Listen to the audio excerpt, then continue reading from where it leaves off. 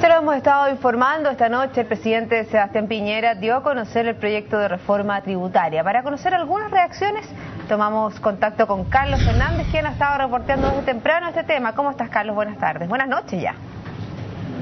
Hola, Paulina, ¿cómo te va? Buenas noches. Sí, hemos ido sondeando, tomándole el pulso justamente a estos anuncios que ha hecho el presidente de la República, Sebastián Piñera, con esta reforma tributaria que dio a conocer en esta cadena nacional en horas de la noche. Para analizar punto por punto, más en detalle, estamos junto con Marcos Kremerman, él es economista de la Fundación Sol. ¿Qué tal, Marcos? Buenas noches. Hola, muy buenas noches. Lo primero que te queríamos preguntar es, ¿qué te pareció este anuncio de reforma tributaria dado a conocer por el Ejecutivo, por el Gobierno?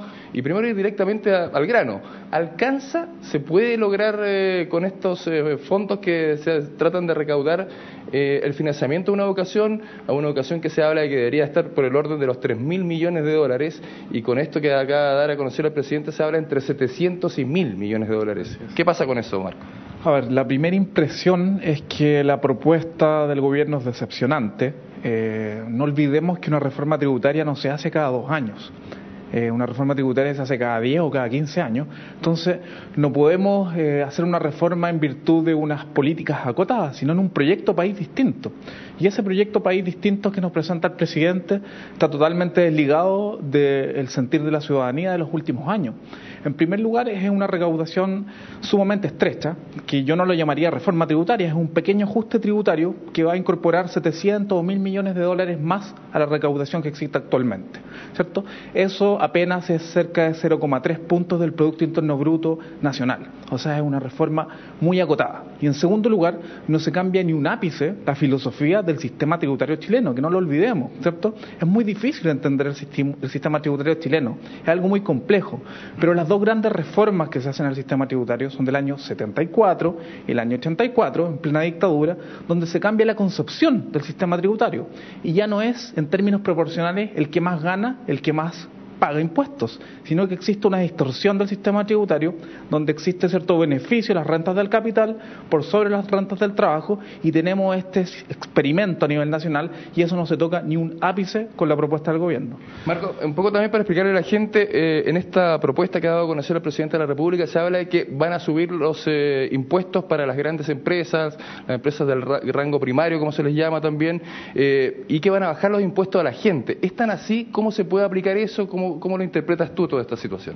A ver, efectivamente, los impuestos a las empresas que en ejercicio estaban en 17% sobre las utilidades van a subir a 20%, pero no nos olvidemos que llegaron a 20% por efecto de este acuerdo por la reconstrucción a raíz del terremoto, iban a bajar a 18,5%, y lo que se va a hacer es nuevamente que retornen a ese acuerdo del 20%.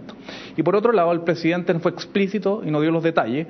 Sin embargo, lo que se filtró en la prensa en estos días es que los 8 tramos que existen para los impuestos al trabajo, el impuesto a las personas que cotizan regularmente, se van a reducir a 5 tramos.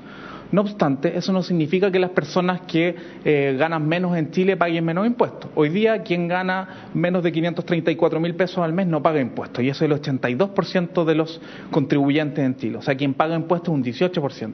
Y principalmente los que pagan impuestos son los ingresos más altos, y para los ingresos más altos, por ejemplo, una persona que gana 8 millones de pesos, si antes de esta propuesta pagaba una tasa efectiva de impuestos, porque son impuestos progresivos por tramos que se van acumulando, de 25 o 26%, con esta propuesta de reforma tributaria va a pagar un 21 o 22%.